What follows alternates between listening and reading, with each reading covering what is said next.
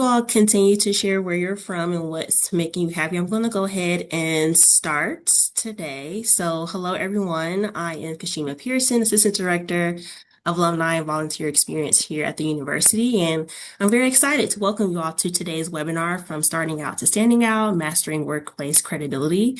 And this conversation is presented by our career coach and alumna, Gia Honeycutt. Today's session also marks the kickoff of our Young Professional Series, which is the month-long series of networking events and professional development programs to help strengthen you all and equip you with building new tools and new skills. And throughout the month of June, we'll be hosting virtual and in-person events, and I hope to see you all there. I'm going to drop the link in the chat for you all to join us and register.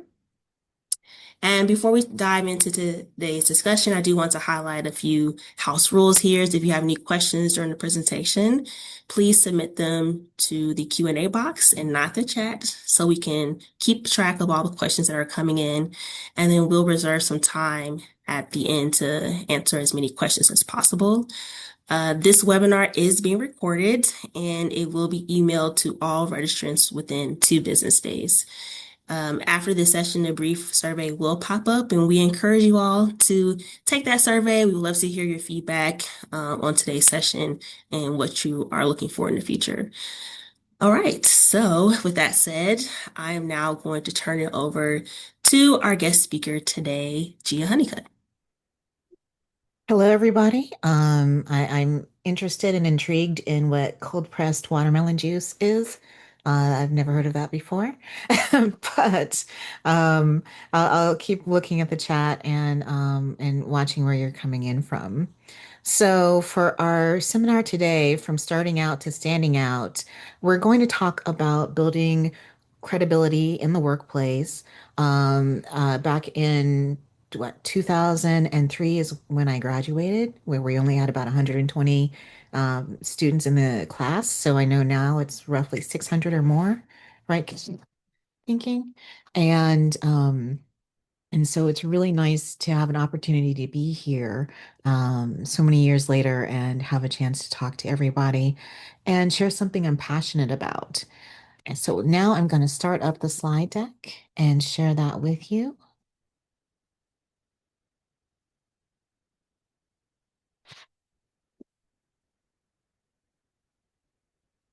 So, a little bit about Pivot Ferry. Um, I've spent my career in the nonprofit, the for-profit, and the government sectors, navigating normal and some challenging transitions. And I'm sure I don't have to tell you that each time, whenever I started at a new place, I needed to change the way I was building credibility and get myself aligned and attuned to the culture that I was in. And so I launched the practice because for about the past 20 years, the better part of that, I've been advising people, whether that's entrepreneurs or young people, students, and most recently in the government, doing our 13s, 14s, and 15s, which are more senior officers in our agency, coaching them. And so I decided to throw a certification into the mix and create a business. And here I am with you. So today we're going to start by talking about elements of credibility and then move into ways that you can enhance that. And then we'll have a little bit of conversation about professional and personal brand, and then discuss ways people can lose their credibility. And then we'll head into final questions and a little open discussion as time allows. Are there any big questions right now before we get underway?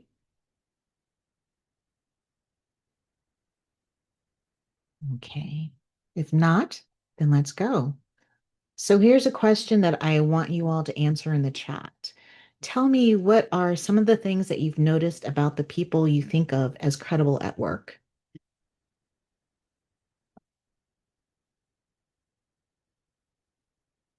Anyone?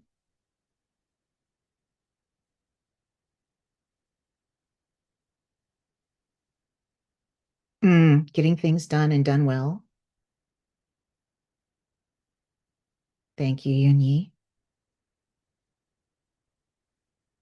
Anyone else?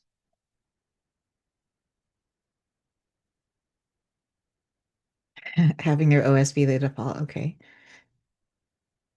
Follow up. Yes, OS as the operating system. I got that. I hope everyone did.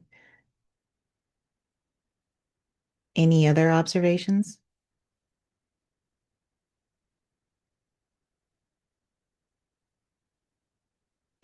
Okay, uh-huh. Completing what they say they're going to do.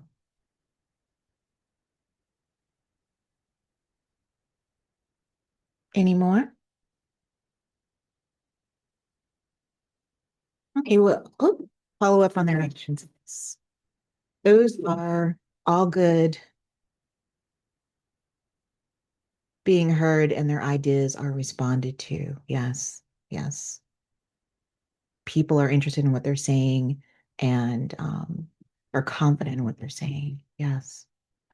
Okay.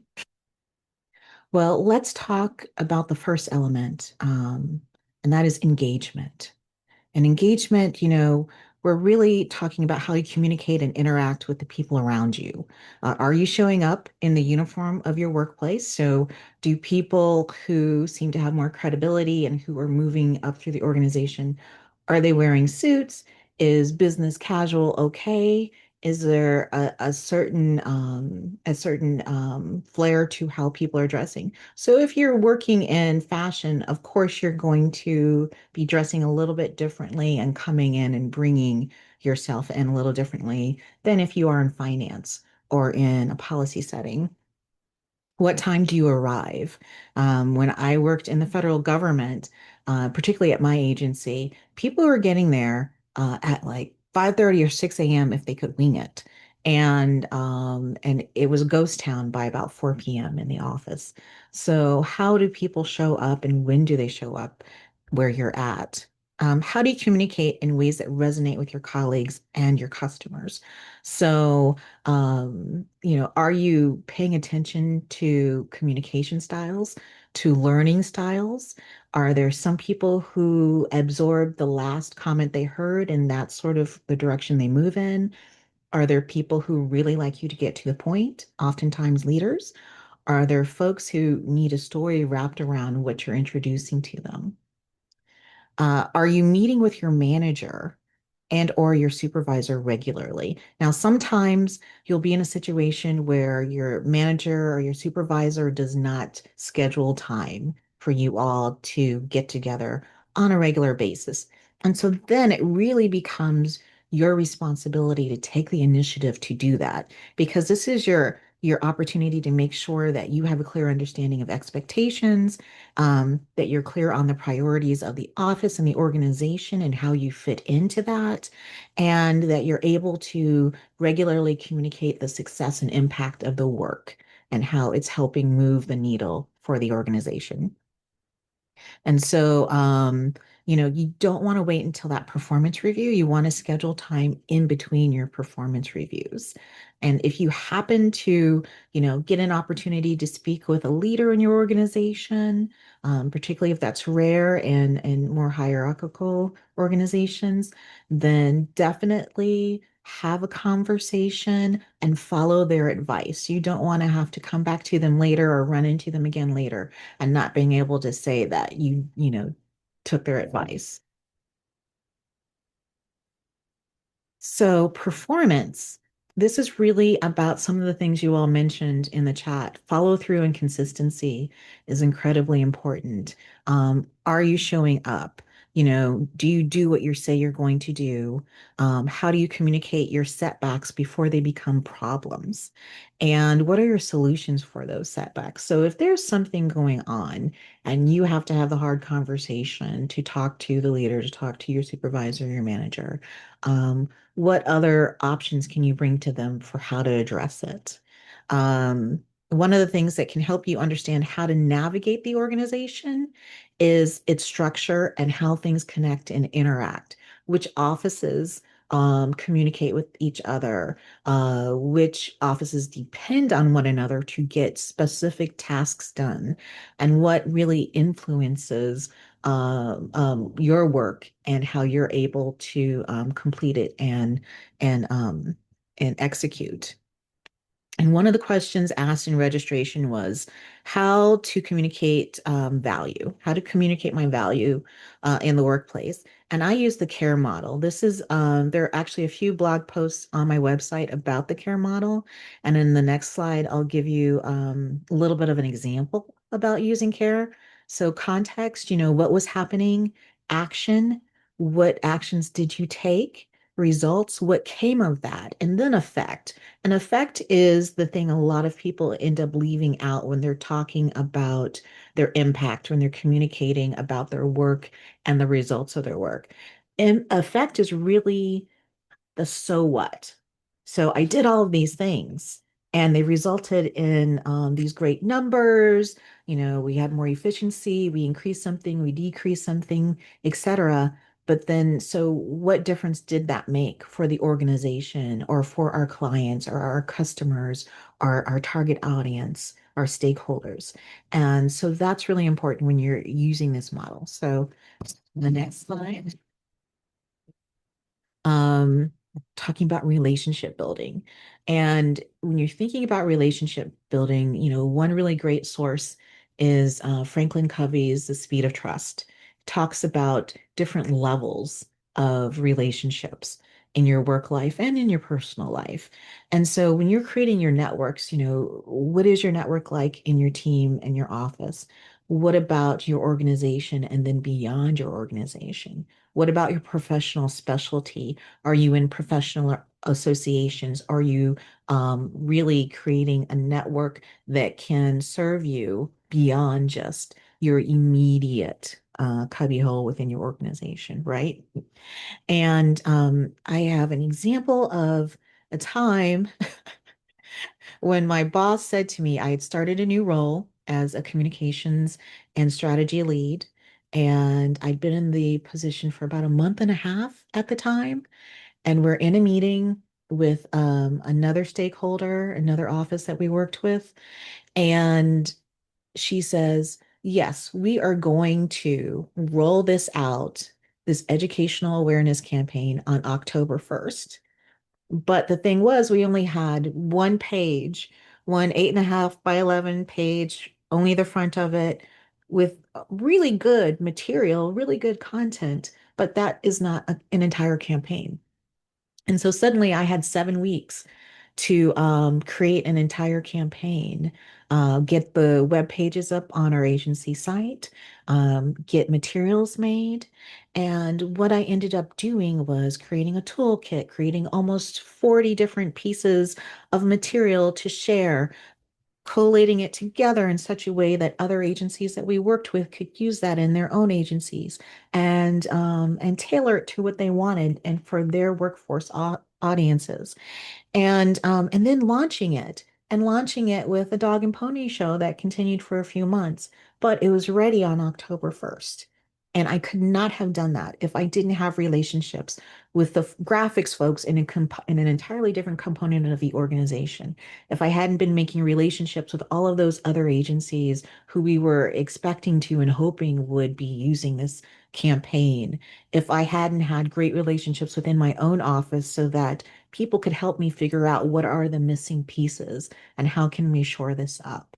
And so really making sure that I had that network to tag on, that I had people who can review things who knew nothing about what we were going to be sharing and could give us really great cold responses to it. That was incredibly important in getting it done and executing. And so it's really important to have that relationship in your organization, and it's something you can take away with you when you leave, and still be able to call back to those people and also be a resource for them. And then let me ask you this. Do you know the difference between a mentor, a sponsor, and an advisor? And I'm going to look in the chat to see what people say about that. What would you say are the differences between mentors, sponsors, and advisors?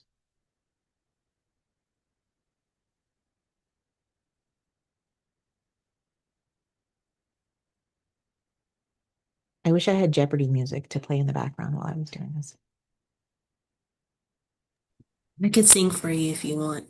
I'm just kidding. I could sing, but I don't know if I want that recorded right now. Anyone, what is the difference between a mentor, a sponsor, and an advisor? Or you can just tell me what you think one of those is.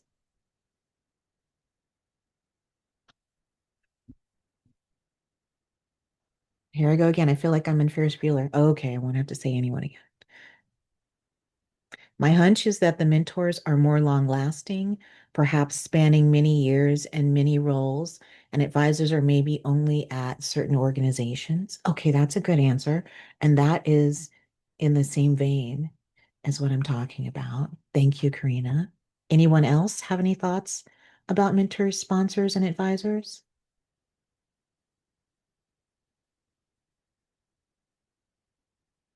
Okay, I'm going to move on then. What Karina says about mentors being long term.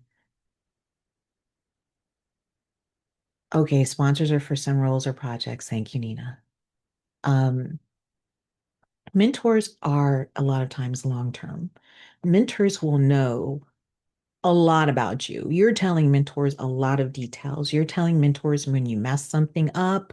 You're telling mentors all of the sort of interconnectedness of what you're trying to do. Mentors have a big picture and details about who you are, what your goals are, what you want to do. When you're looking at sponsors, these are people who are going to be in the room when you're not, people who think well of you. And if they're in that meeting and someone is trying to choose who gets this special assignment, who gets this opportunity, the sponsor is the person who's going to speak up for you when you can't be there. Advisors are people who you go to for a very specific need. So, you're not going to share everything with them like you do with mentors. You're going to ask them about specific types of information. You know them in a very specific context. And so you're asking them for their expertise or their advice in a way that really makes sense in a certain situation, right? So these are more situational folks for you, but they're also people who you can go back to and ask. And you want to be very careful with all of them, but especially with the sponsors and the advisors of how you're using their time and how you're showing up with them and communicating with them. I think the reporting relationships are pretty self-explanatory. So I'll move on to professional brand or personal branding. So, your personal brand is really a combination of all the things that we've been talking about. They're a combination of your engagement and how you show up and how you're communicating. And and so then though you're looking at messaging in a way that you're not looking at with those other things. Um, you want to reflect on how do I want people to see me? What words do I want them to associate with me? Especially when you're not in the room. You know, do you want people to think of you as efficient? Do you want people to think of you as a leader? Do you want people to think that you are the person to go to for execution?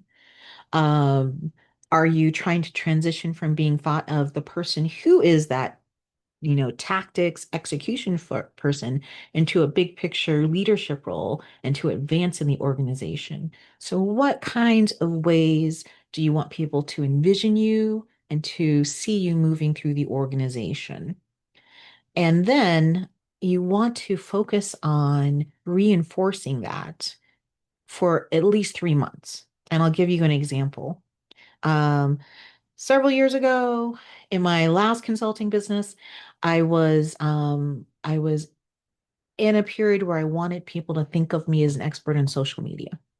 And so every post I made on LinkedIn, um, every time I got to use an elevator statement, when I was talking to people at networking events or in other spaces, I was talking about social media, providing social media advice, and really focused on that. And within 3 months, I started getting requests from folks to make presentations. I started getting paid to make those presentations.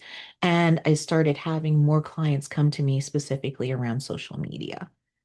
And it really takes about that amount of time of repeating information about yourself, of the way you talk about yourself, of the way you talk about your work, for people to start latching on and repeating that. It almost works like AI, right? AI scrapes the internet and then puts together something for you. And after a while, you can tell that AI is scraping together stuff from other AI. And so you want people to be scraping what you are putting out there as content. And then there's a comment in the chat. Yes, sponsors are advocates. Yes, I think that's a terminology I've heard in other organizations as well. So, yes. So, are there any questions at this stage? Is there anything in the Q&A, or should I move forward? No questions in the Q&A yet. Okay, awesome. So the next area is how do you enhance that brand? And the first thing I want to focus on is that, okay, we'll talk about that at the end, how to find sponsors. The first thing I want to focus on is our framework for thinking about innovation. A lot of people think about innovation in terms of technology because so often the innovations we see are tied into technology.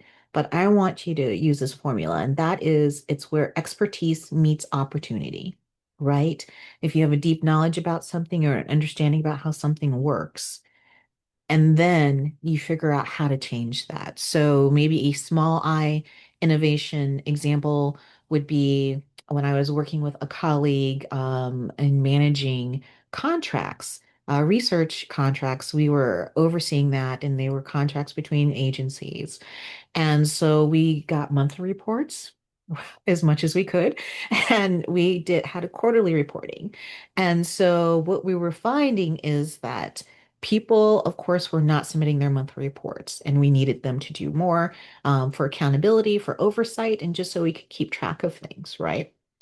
And one simple thing we did was we started telling them on a regular basis every time we could. So sort of using that personal branding example. And after a couple of months, we had started having a much better response in terms of us really emphasizing that we needed these reports from them. The other thing we found was that the monthly reports were not telling us what we really needed to know. And so the innovation we made was we talked to our colleagues who were the subject matter experts, and then among the two of us, we figured out what do we need to add in here? Who is giving us the best reports? And how do we then scale that to all of our contracts? And then another example, and this is to me, it's sort of the time period where we had the advent of social marketing, right? Where companies are creating partnerships with nonprofits and organizations that are focused on making a difference in our lives, right? And the first time I saw a good social marketing campaign, it was the Charge Against Hunger. Now, you can look this up. There is blurry video on the Share Our Strength website, and this is a partnership between American Express and Share Our Strength. Every time you used your American Express card, I think pretty much during the holidays, some proceeds, some revenue would then go to Share Our Strength to fight hunger. And it was the first time I had seen that. And the thing that was really interesting to me about Share Our Strength at the time was that they were a community wealth enterprise. And that was a new model back in, oh, I'm dating myself now. That was a new model back in the 1990s. The mid to late 90s. And so, Teach for America came from that model as well, and a few other organizations where they were using things that people wanted to spend money on anyways, or things that people wanted to do anyways in order to then bring funds back into the organization. And so that is an innovation on the nonprofit model and how nonprofits look at fundraising and how they can enhance their fundraising. So think about innovation equals expertise and opportunity as a way for you to look at your organization, look at your work, and figure out ways that you can make a difference. So The first thing is to observe and reflect on your organization, to understand where you need to build expertise yourself in order to become more relevant and more valuable in the organization. What do they value? Now, you might be a little jaded about some of the things that people seem to value in your organization and what that culture is, but look at it with, an assessment mindset. What is valued? And how do I connect and align with that in a way that is meaningful for me? What's missing in the organization? Is there something that's missing that people truly do miss and don't feel, is unneeded? But is there something that once it's there, they would love to have it or that it would make a difference in the work? Um, and where are those gaps? So discern where those gaps are and where you can start enhancing your image as being a person who's identifying things that are needed and who's helping make it. And then you want to embrace opportunity. So you want stretch assignments, employee resource groups, task forces, working groups, volunteer and charity opportunities. And sometimes those volunteer opportunities you're doing outside of the organization might find a connection inside, but a lot of times your company or your agency might be doing volunteer work outside or bringing in an organization that you're working with.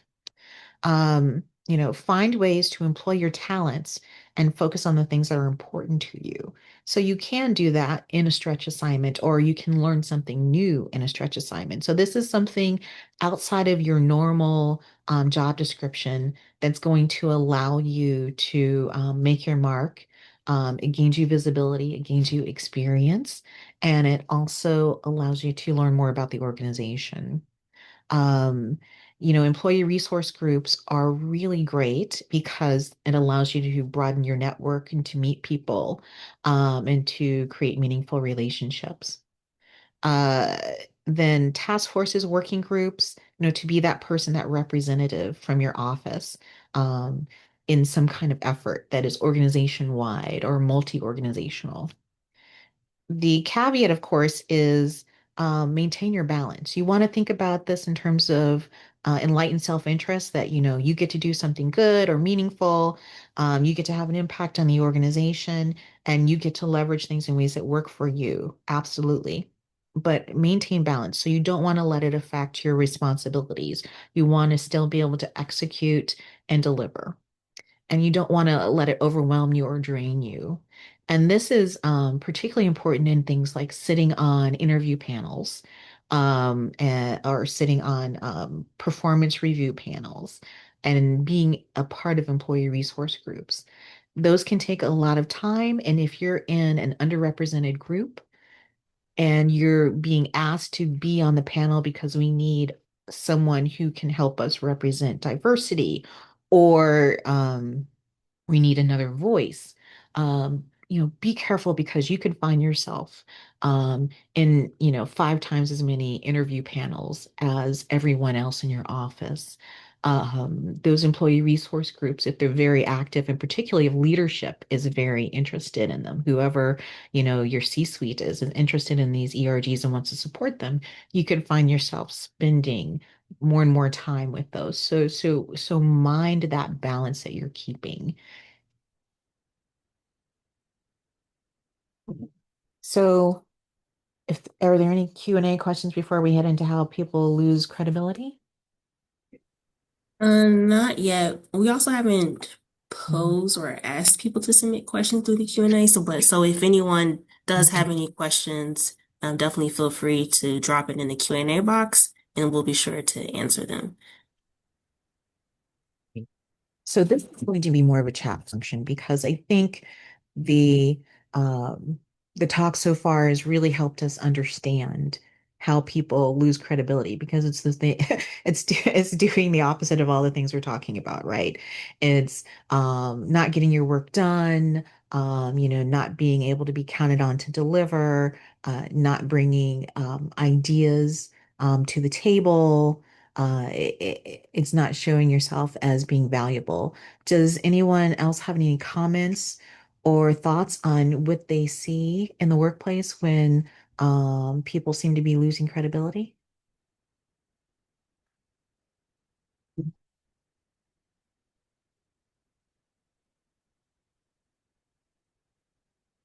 Or you can just give me a thumbs up if you're good at where we're at and we don't really need to have the lose credibility thing.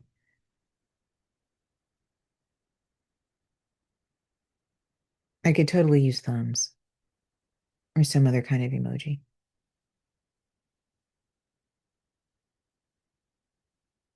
Okay, while you guys are thinking on that, I'm going to answer when they begin to affect the performance of others.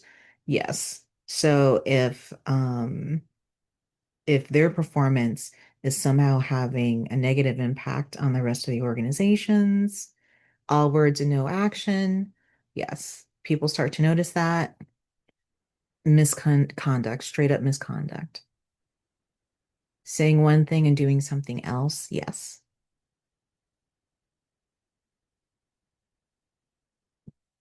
And a lot of that leads to integrity. And that is one of the things that was on the slide. I didn't feel like I needed to explain that to you guys.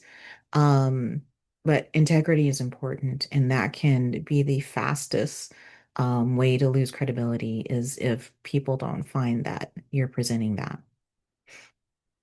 I'm going to answer Grace's question about how do you find sponsors? It's it's networking, it's doing those stretch opportunities. Um, you know, if your C-suite is going to be at the holiday party, go to the holiday party and see if you can meet them. You can get an introduction. Um, if your CEO or somebody else in your management or leadership is making a presentation or leading a workshop at the office or a brown bag, attend that and meet them, introduce yourself, um, find opportunities to do that. Is there a way to avoid losing credibility when we make honest mistakes at work?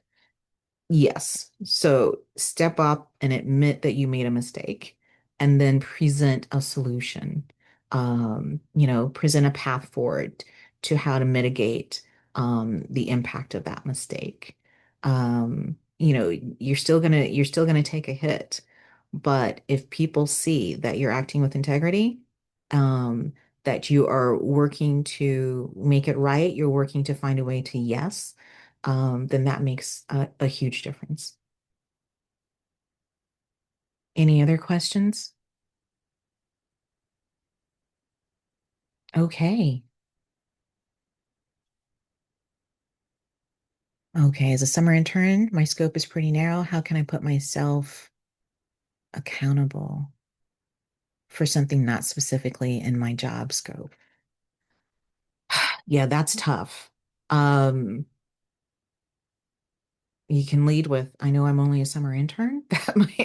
That might be a way to start it, but here is what I think we can do about this. You don't want to throw anybody under the bus, right? You don't want to place blame or get into a blame game. But you want to make sure that the way you communicate it acknowledges sort of the scope and reach of your authority and your responsibility, and that showing that you're sort of working towards a solution within what you can control.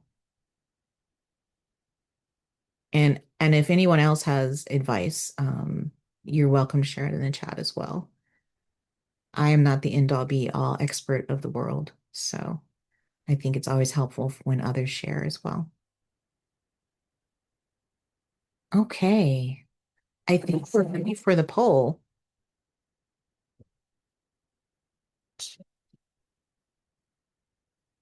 So the final questions, and you don't have to answer these all to me in the chat unless you want to say something about these final questions.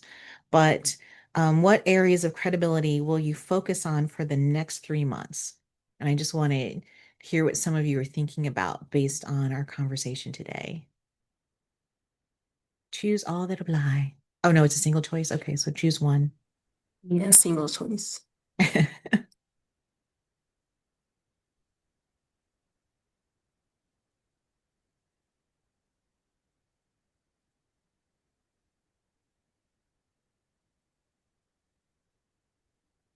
Okay,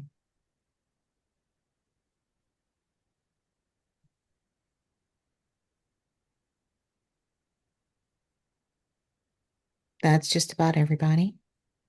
So I see that relationship building is one, personal branding, driving innovation, engagement.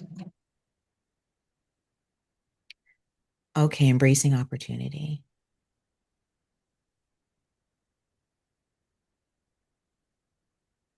All right. Well, I think those are all good. One way to build better relationships with your coworkers, your immediate colleagues, is to invite them out for coffee or to go get to make the coffee run together. You can certainly go to lunch if people are taking lunch or not sitting at their desk all the time. So when folks are doing something a little bit more casual, a little bit more open, just schedule that time and say, I really like to learn more about yada yada yada that you're doing. You want to go grab coffee together sometime, or walk to so and so place and get coffee. You can certainly just schedule a meeting to talk more about their work, to learn more about their work, and spend the time more focused on them. And there's always the happy hours. Yes. Please ask away if you have any more questions.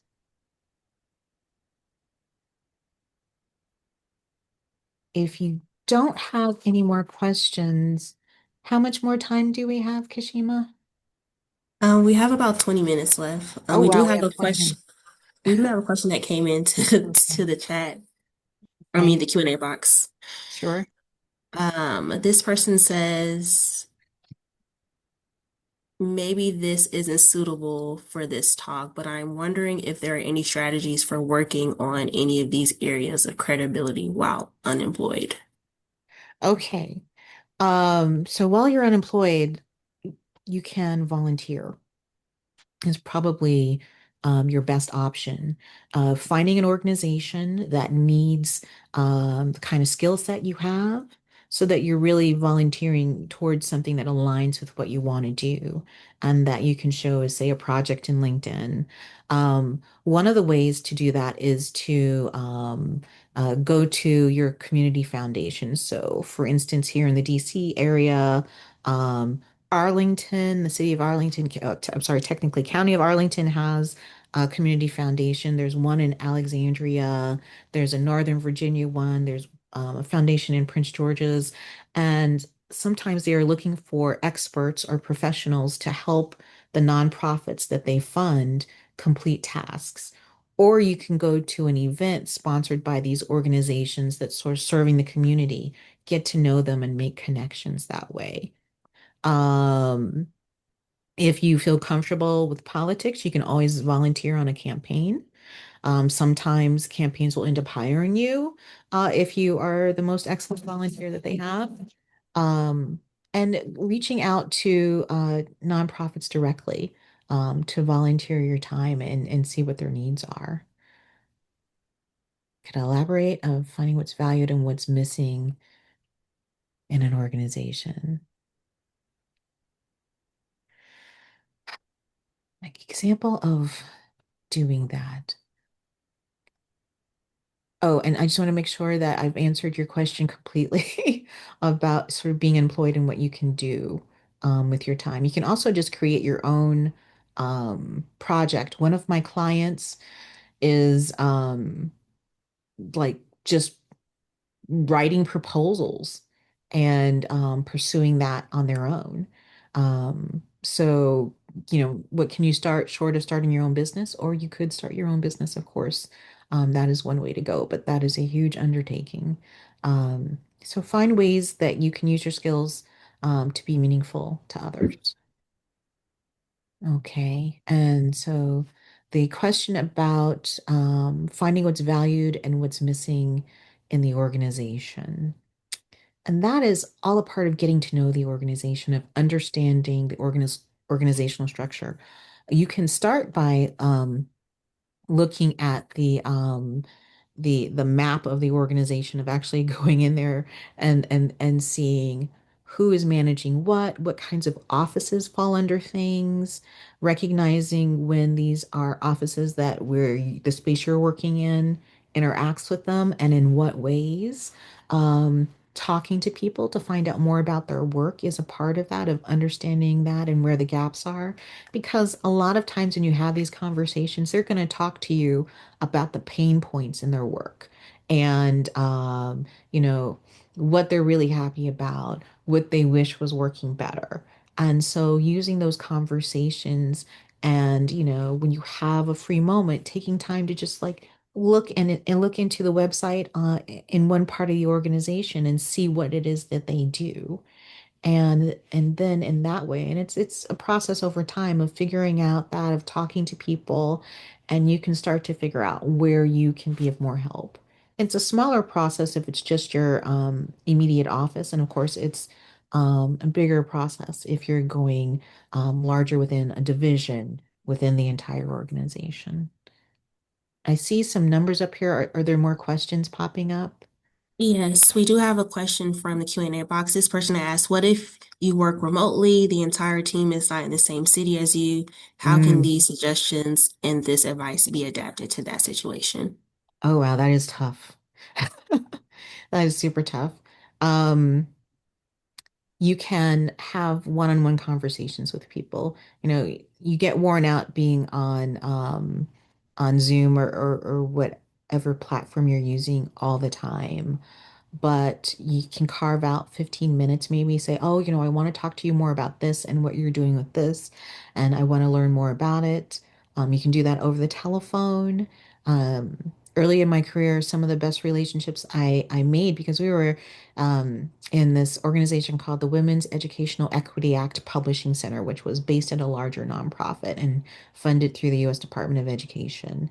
And we were providing technical assistance all over the country around educational equity. And so part of the way I developed relationships in those days was just the conversations and the calls I had with people who were calling in, asking about our products, people who were providing technical assistance to or sending information to, people who, one of the ways, and particularly in nonprofits, that you learn about other people is reading what they're writing, as reading sort of what's going on in your field or your industry.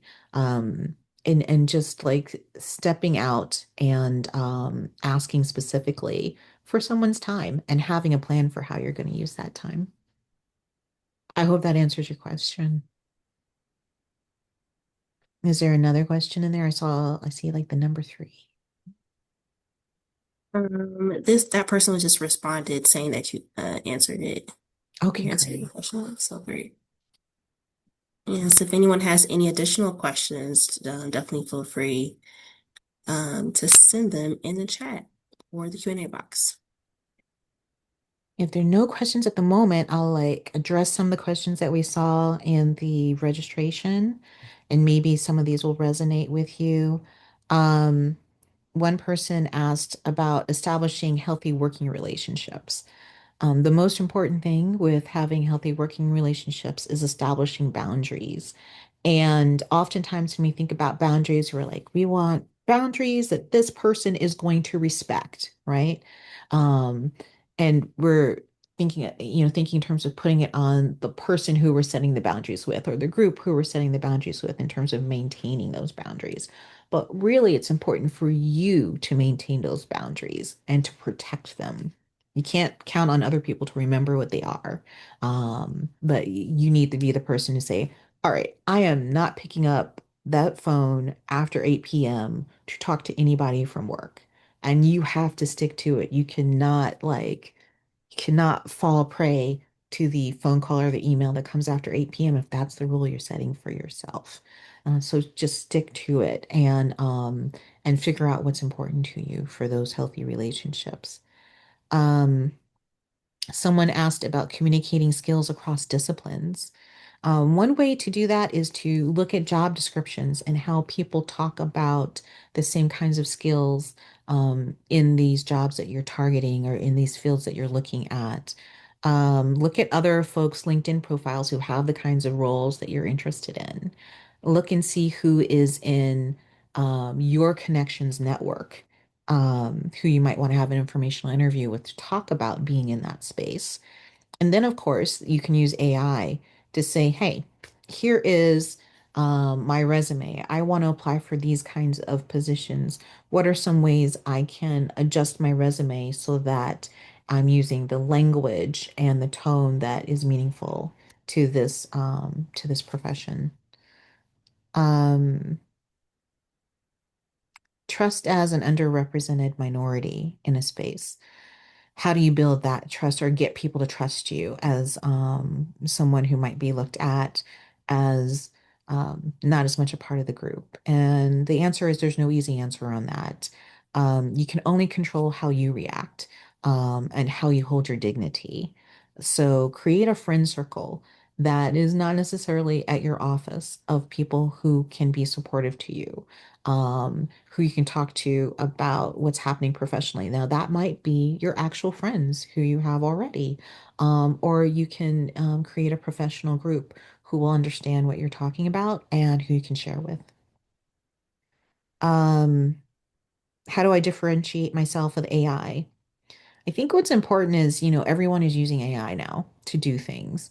Um, for my little images in the slides, that sort of whimsical um, feel that I go for in them, I use AI for that. I do not have the resources or the time to hire graphic artists to do all of the kinds of images I want for myself. Um, so just make sure you understand what the implications are for your company, that you're using them to create you're using AI to create efficiency. You're not just sort of losing yourself in the AI or doing it for AI's sake. Watch how you let AI carry your voice for you. Like, understand what your voice is when you're communicating and make sure that that's reflected in what you're getting back from the AI. Pay attention to that. Give the AI instructions that are very specific about the tone you want to set. Um, and keep the goal of the work in mind. Don't let the AI do all your thinking for you. And I think those are all the questions. Are there any other questions or anything folks want to share in the chat? If not, I would love to hear or learn what is your biggest takeaway from today if you want to share that in the chat.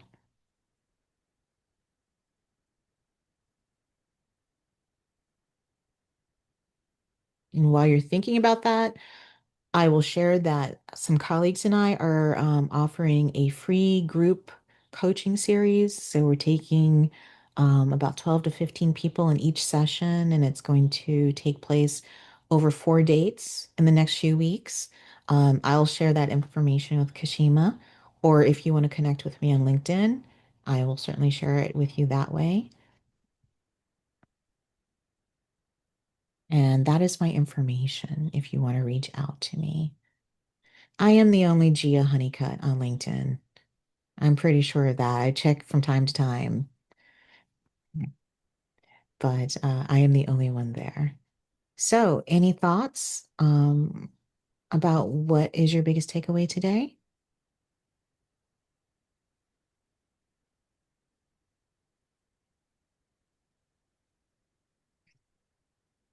Great. Yes, you do not have to burn yourself out.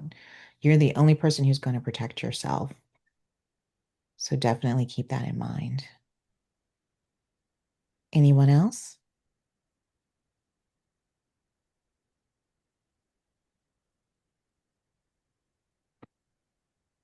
You're welcome. I'm glad that this is helpful.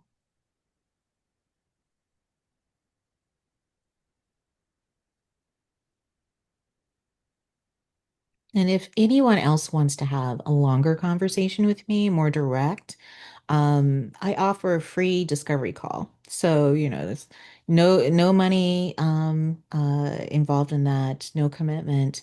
You can go to my website and click the link and then just schedule it. And my calendar availability will appear, and you can choose a time to set up to talk to me. And I'm happy to just um, have a short conversation with you about something that's very important to you, and then go from there.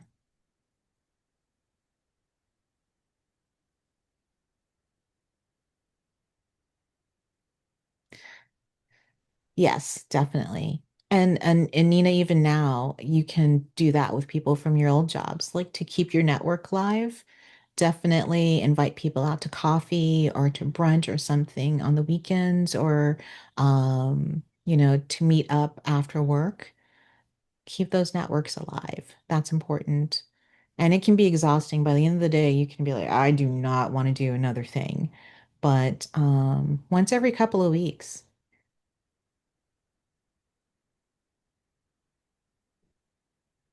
Ah, okay. All right. Well, wrong is a strong word. You're welcome. Any other thoughts before we wrap up today?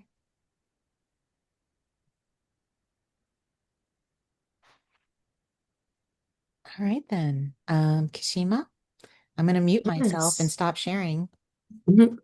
Well, thank you so much, Gia, for this really great presentation. I really hope all of the insight was very helpful for all of you. As a reminder, before you go, a short survey will appear, and we would definitely appreciate you sharing your feedback to help us shape future events. So please take a moment to complete.